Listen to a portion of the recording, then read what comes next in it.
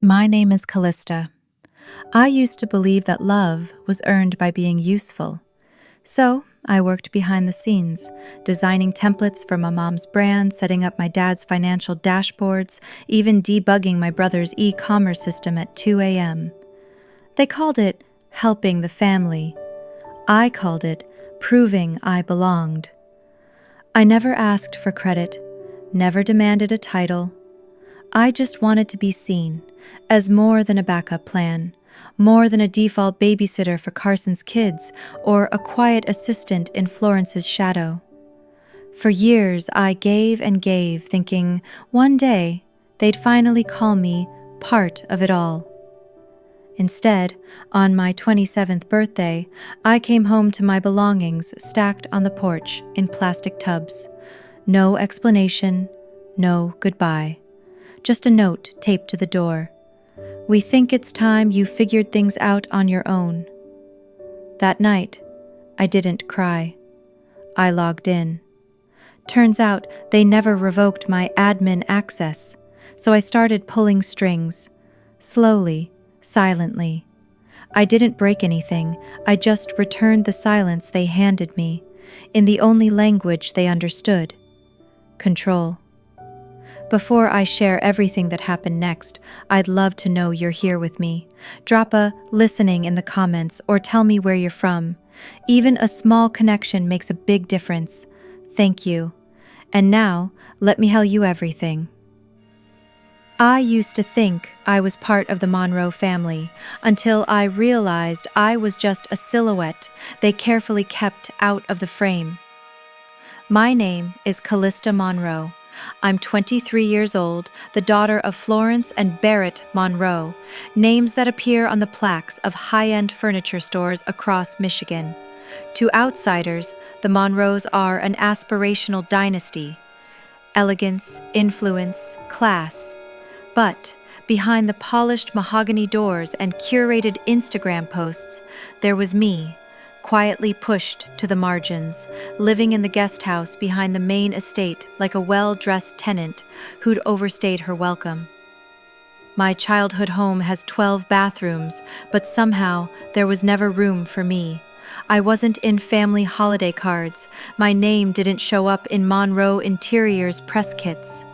Florence once told a New York Times interviewer she had a son preparing to inherit the legacy, not a son and a daughter.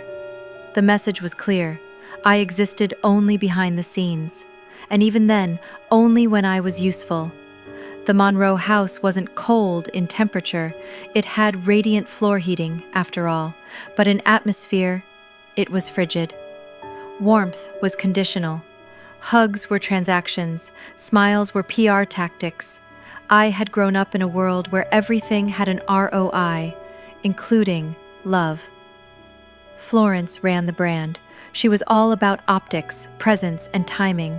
A modern-day monarch in stilettos. I had to submit a quarterly report on how my college tuition was being put to use. In their kingdom, everything came with a clause. Nothing was ever freely given, just loaned, conditionally. I remember the first time I saw something I designed show up at one of their launch events. I was 19, fiddling with 3D software in my dorm room, trying to impress Florence. I sent her a mood board, a rendered mock-up of a boutique showroom design. Weeks later, she unveiled it on stage at a product unveiling, word for word, pixel for pixel, and not a single mention of me. When I asked her about it, she didn't even blink. "You did it for family," she said. "That's what loyalty looks like." Florence was excellent at saying things that sounded like praise until you listened closely. That was the story of my life.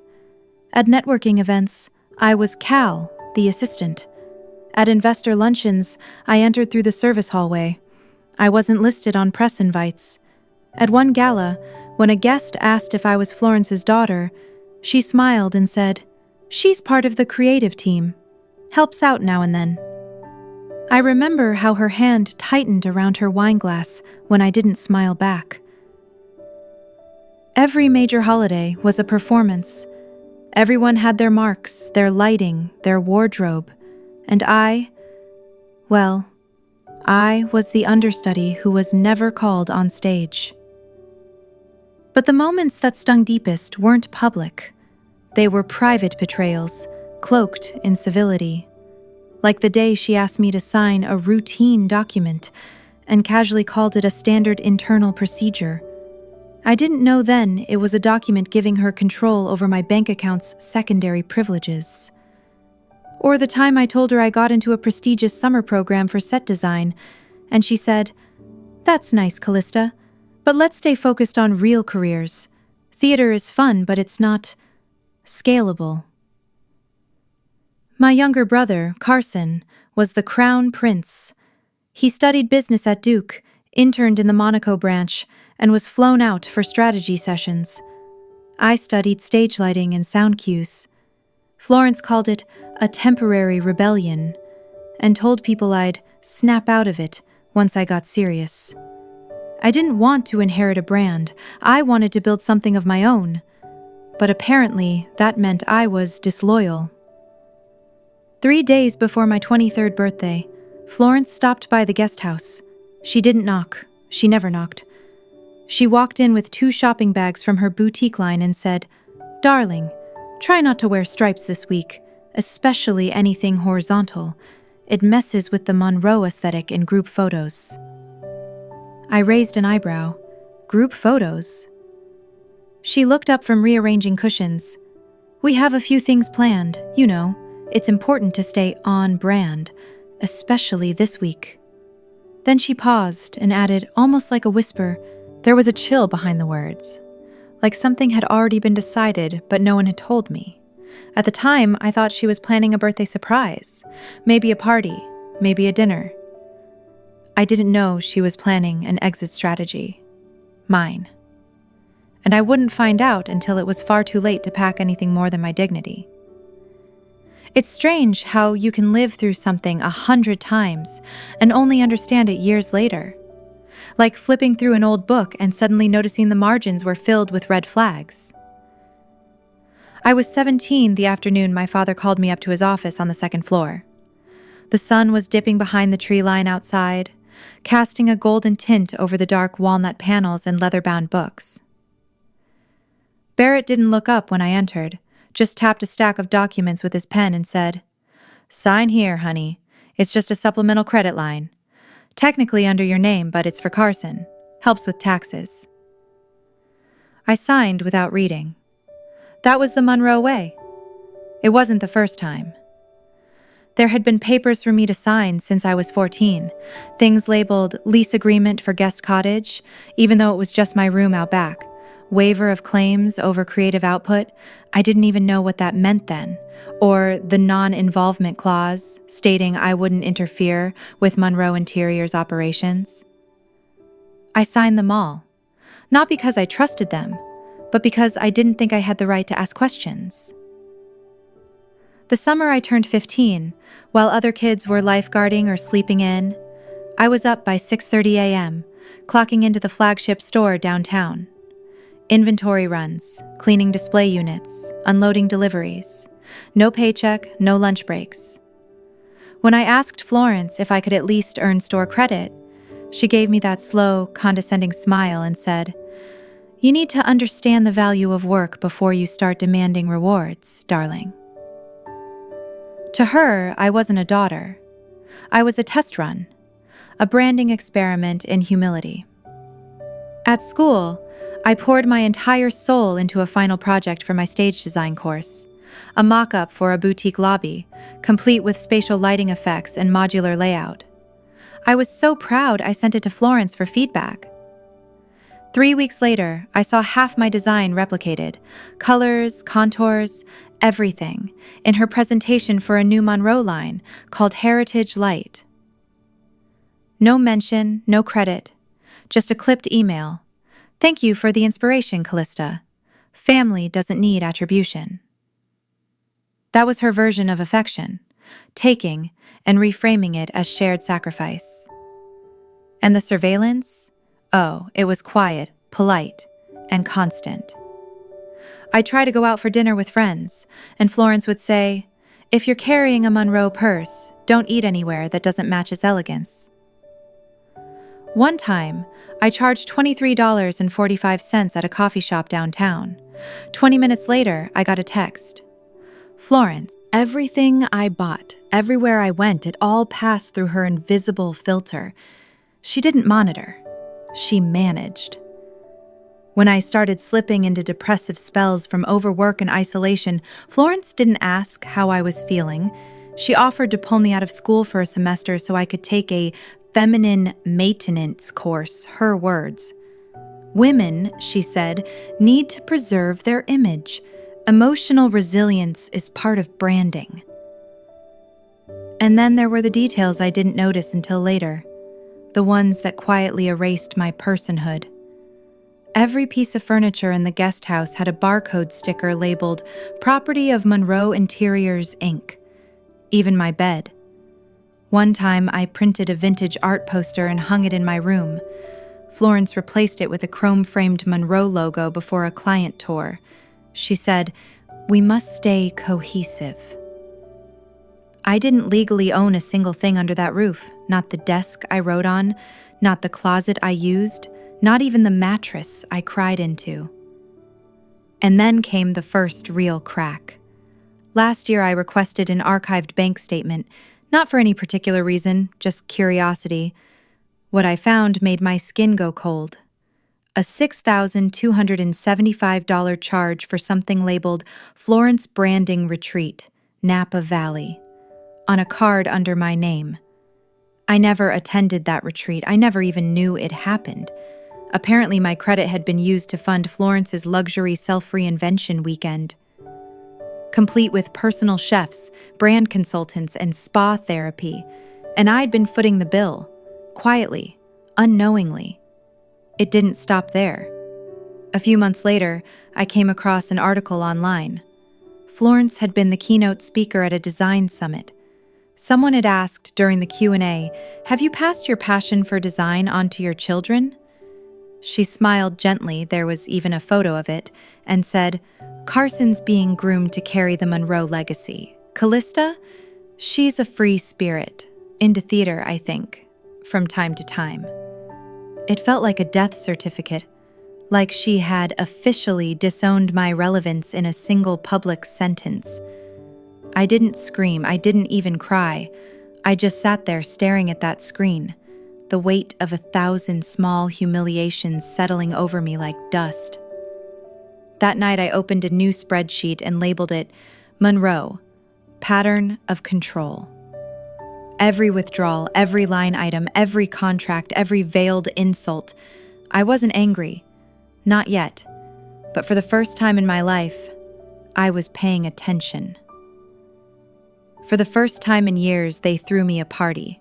A real one, not just some quiet dinner or a business cocktail hour masquerading as quality time.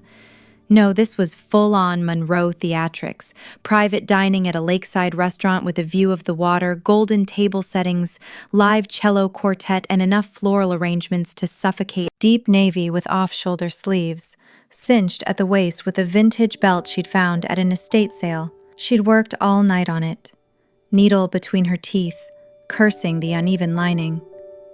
"You're gonna look like you belong in a magazine, see?" she'd said. I smiled at my reflection, then at her. I've got the wrong last name for that. Still, for one brief second, sitting at the head of the table next to a cake with my name piped in cursive, I almost let myself believe it. That maybe, just maybe, I was being folded back into the narrative. That maybe they were finally seeing me. And then Barrett stood to give a toast. He raised his glass, smiled his investor smile, and turned toward the crowd of family friends, minor board members, and a few carefully chosen socialites. "To Carson," he began, "whose dedication, intellect, and loyalty reflect the best of what we've built at Monroe Interiors. The future's bright with leaders like him." Applause, laughter, taps on Carson's shoulder. He never even looked at me. I didn't expect my name to be mentioned, not really. but something in me, a worn-down hope I hadn't managed to kill, still flickered, waiting. When nothing came, I took a sip of champagne to wash it down. It tasted like metal. After dessert, Florence leaned in and said softly, "Come with me for a second. I'd like to talk." We walked outside into the cool night. Her heels clicked sharply on the gravel as we made our way to the parking lot. I followed her to the back seat of the town car, where Barrett was already waiting, tablet in hand. No happy birthday. No, how are you enjoying the night? Just business. Barrett swiped through a few screens before turning the tablet toward me, a PDF file titled Monroe Financial Optimization 2024. I blinked. He pointed to a highlighted line. Item 3. Terminate supplemental card number 002. Callista Monroe, ROI insufficient. Then another. Item 5. Guest house residency termination, effective Sunday. Note, minimize PR conflict, RE Carson's image. My mouth went dry. Florence sat back with her hands folded neatly in her lap. We wanted to wait until after the celebration, she said smoothly, so tonight could still feel special. You're cutting me off? I asked, voice low. Barrett gave a slight nod, as if confirming a hotel reservation. It's time. We've covered your tuition this year, and frankly, that was generous. This is a natural point of closure. Florence added quickly, "This isn't a punishment, Callista. It's a transition. You still have value, just not in this particular framework." I looked at them, searching for any flicker of hesitation. There was none. No shame, just efficiency. Barrett handed me a sealed envelope. I didn't even cry.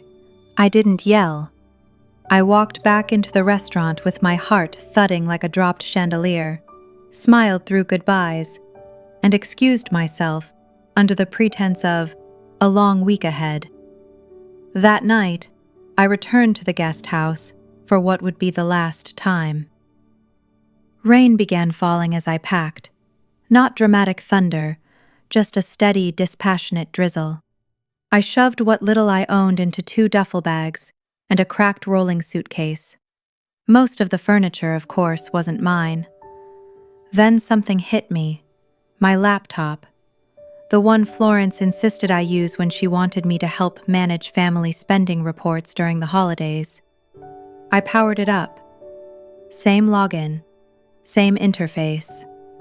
And there it was. I still had access to everything. Budget trackers, card routing systems, discretionary spending allocations. I had admin privileges. They'd never revoked them. Florence had always underestimated how much I paid attention. She thought she'd taught me obedience. What she taught me, without meaning to, was infrastructure. I looked around one last time. The walls were bare. The Monroe logo, once proudly hung near the doorway, now tilted crooked on its hook. Outside, a black sedan pulled into the driveway. Florence didn't get out. She rolled the window down halfway and spoke without emotion. "I think you need this time to learn what your true worth is, Callista. I hope you make the right choices. We'll be watching." I grabbed the keys to the old Jeep. Yes, the one they said would be retrieved shortly, and tightened my grip until the key dug into my palm. "I've made my choice," I said, staring straight at her. "And this time, I'm not asking for permission." The rain hadn't stopped, not even by morning. It slicked the windows of Tamsin's tiny one-bedroom apartment in Grand Rapids, turning the city outside into a muted watercolor. I sat on the pull-out couch with my knees pulled up, my old laptop balanced on my thighs. It still hummed quietly, like it hadn't just become the most dangerous thing in the Monroe Empire. They hadn't changed the passwords. They hadn't revoked my access, and that told me everything I needed to know. They truly believed I wasn't a threat. Tamsin tossed me a granola bar as she padded barefoot into the room. They really thought you'd just roll over, huh? I didn't answer, just stared at the login screen. My fingers hovered, then flew across the keys with a muscle memory I didn't realize I still had. 3 clicks in, I was in the back-end dashboard of Monroe's internal financial system, a platform I knew like the back of my hand, because I'd helped Florence build it when I was 16. They had me setting up spreadsheets, automating approvals, formatting reports for investors, and then acted like I was the family embarrassment. She let out a low whistle. Girl, you're the architect. They just didn't know it. That night, I stopped being Callista, the invisible daughter. I became a ghost in the machine. The first thing I did was small, symbolic.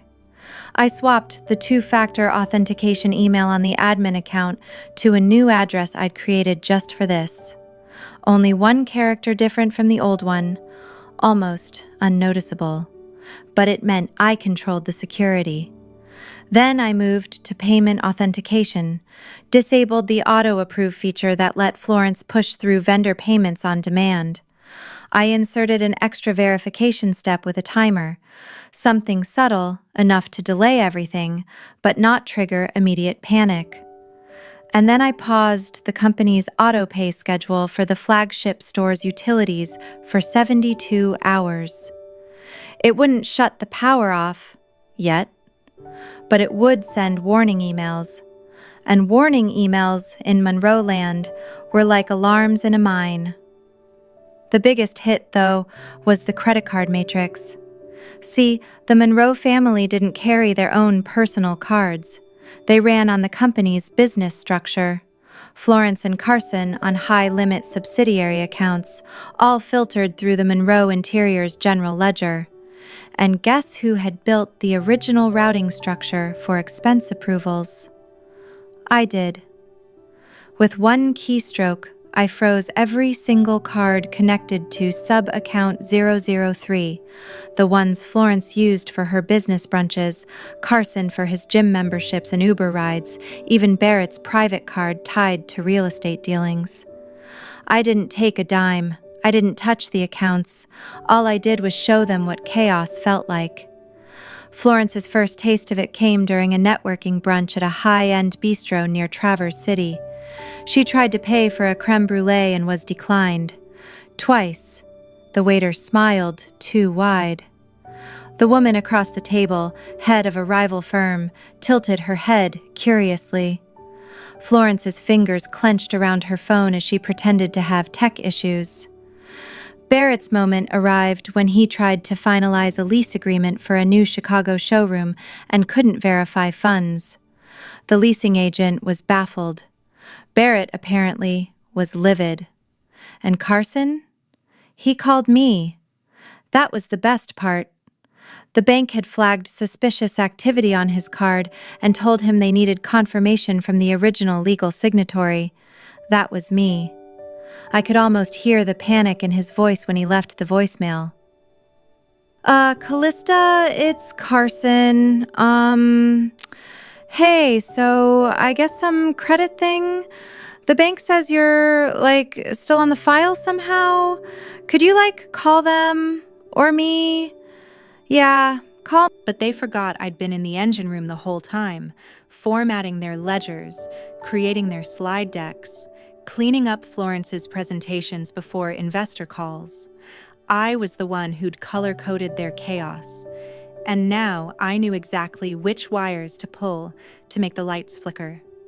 Tamsin watched me work from across the room, eyes wide. "You're not even mad," she whispered. I wasn't.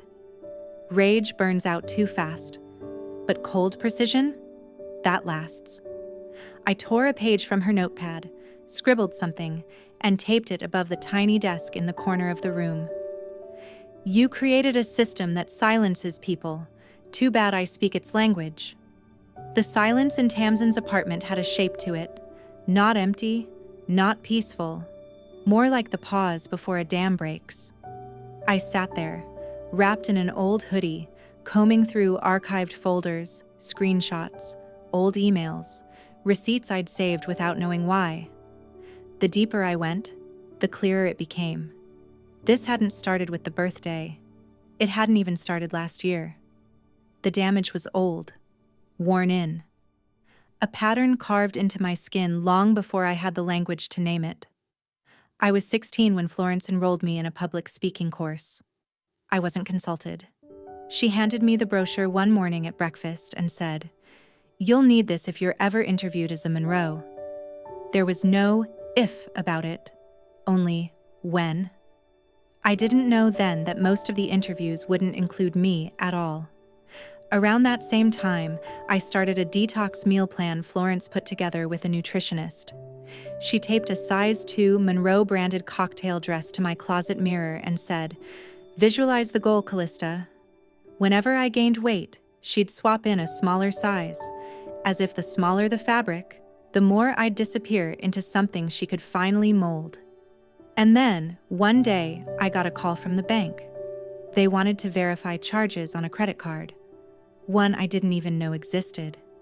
When I brought it up to Florence, she smiled tightly and said, "It's just under your name for convenience. Better you than some stranger." I was too young to know that convenience was code for control. In college, things escalated in quieter ways. I wanted to attend a stage design workshop out in New York, one that could have changed my entire career path. Florence refused to cover it, saying, "It's not aligned with family development goals." But when I offered to take on a part-time job to pay for it myself, she told me that was ungrateful energy. Instead, she had a different idea. "Stay home this summer and help me with the Monroe Spring 2022 launch visuals. You're good with colors." I said yes, because that's what I was trained to do. And I watched as my sketches were turned into pitch decks, the same layouts being credited to Monroe's creative team, with Florence's name at the helm. Then came the Tulsa incident. Roughly a year ago, the company's branch in Tulsa had a $2,800 discrepancy in its monthly expenditures. I had helped assemble the budget spreadsheet, but Florence was the last to edit it before it went to accounting. Still, when the red flags came up, she called me into her office and handed me a pre-drafted email, a full acceptance of fault, and a promise to review my processes more carefully. "You're keeping the company's name clean," she told me, like that was supposed to be noble. That was when I started saving everything. The biggest gut punch came when I searched my name through the Monroe HR system and came up empty. Nothing. No records of employee contributions, no acknowledgments in project reports. Not even a line in the company newsletter's anniversary edition. It was as if I had never existed. When I was useful, I was Florence's artsy daughter. When I started asking questions, I became a guest who overstayed her welcome. And still, I questioned myself. Still, I wondered if maybe I was being dramatic. But tonight, staring at those documents, all those receipts of silence and reshaped truth, I wrote in the corner of my notebook, "I'm not crazy. I'm not weak. I was trapped in a system most people call family." They hadn't just rejected me on my birthday. They'd been erasing me for years. It started with a DM I almost didn't open. "Hey," the message read, "saw the Spring 2025 mood board Monroe just teased. Looks awfully close to that draft you sent me back in 2021. Same color story, even the skylight concept."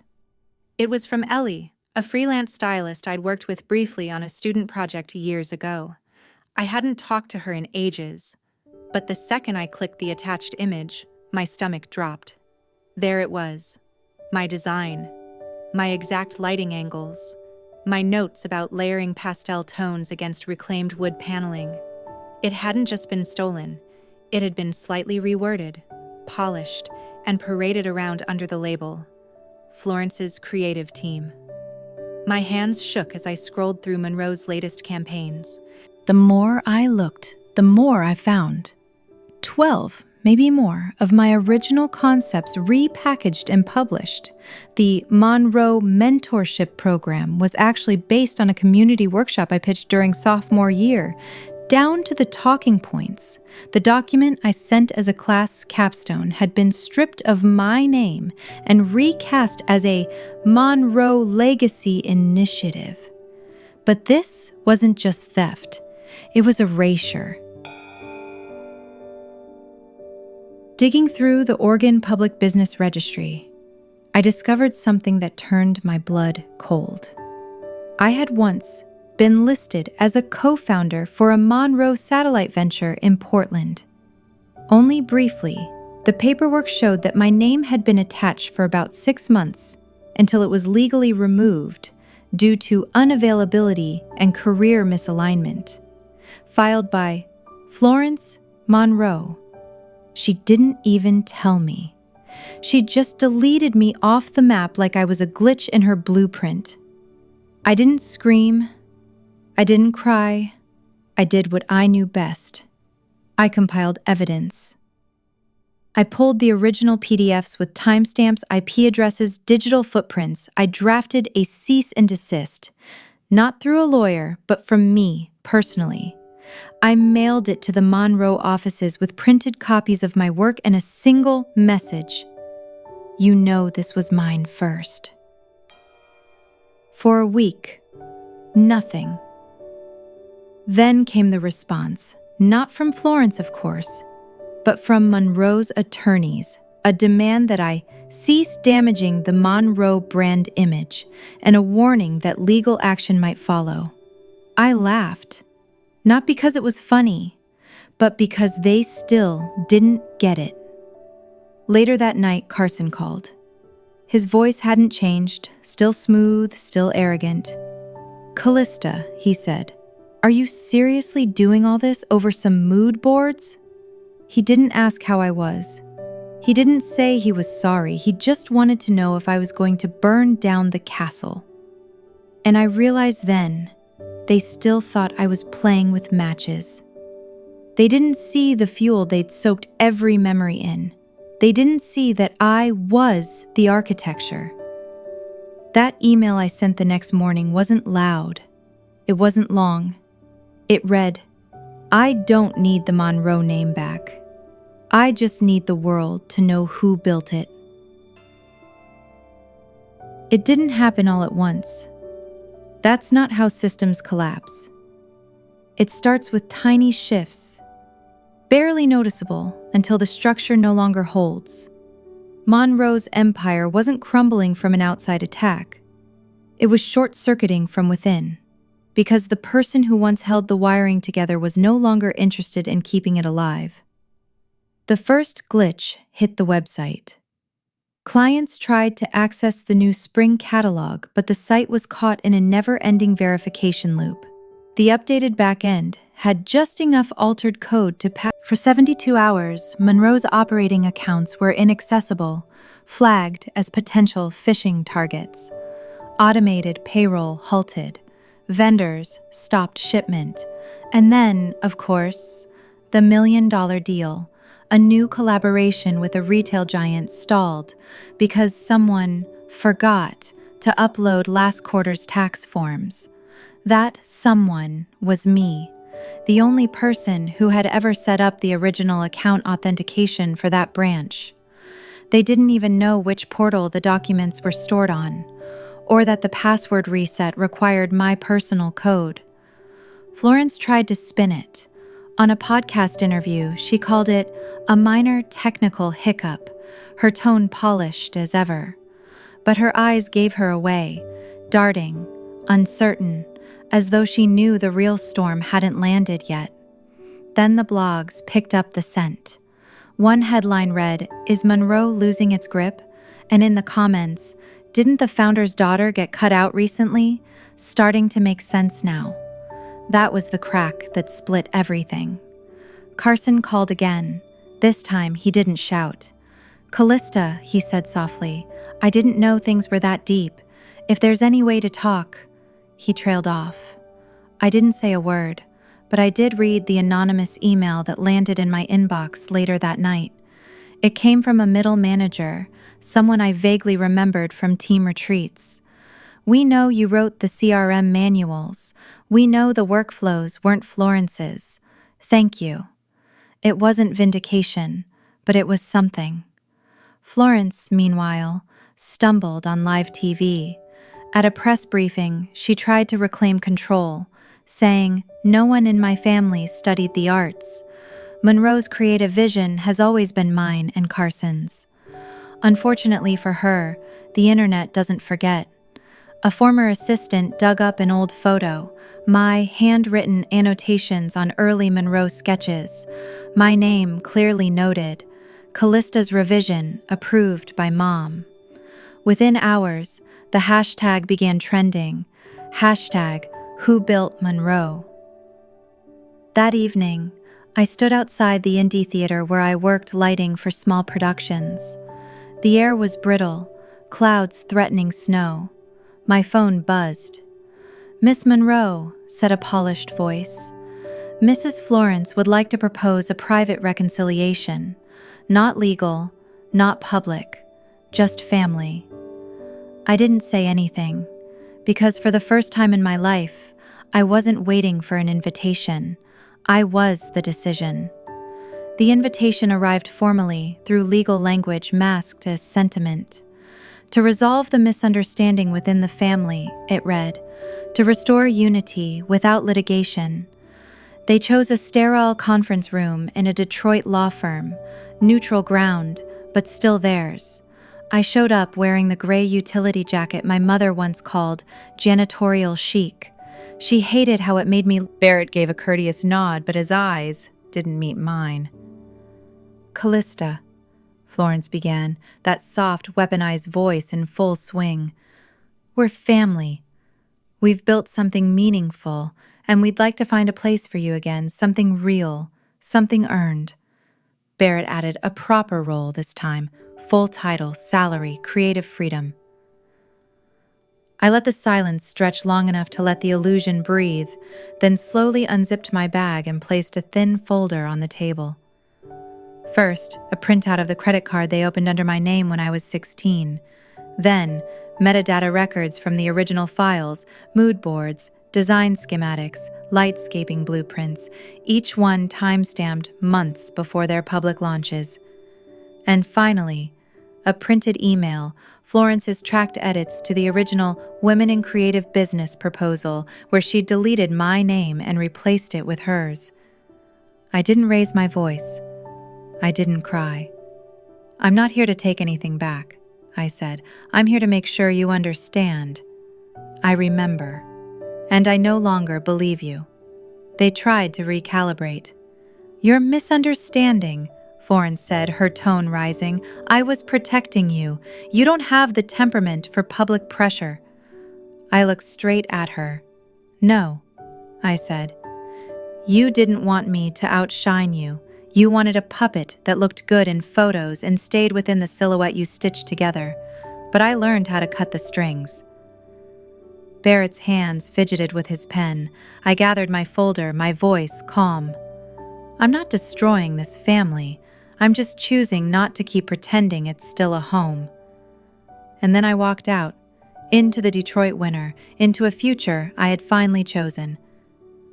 There was an email in my pocket, an offer letter for a full-time lighting design role at the same theater I had quietly interned with last spring. My phone stayed silent. No alerts from Monroe's legal team, no apology emails, no demands. Just one notification at the top of the screen.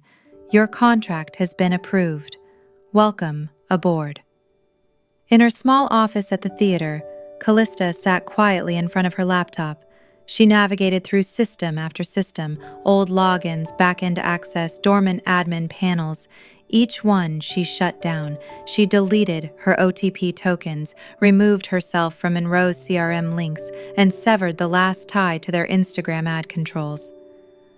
A final message popped up. "Are you sure you want to revoke admin control?" She didn't hesitate. Yes. She unfollowed her mother's profile, her brother's updates, and the Monroe home account. Then she deleted an old folder of design drafts, ones she'd once saved as evidence.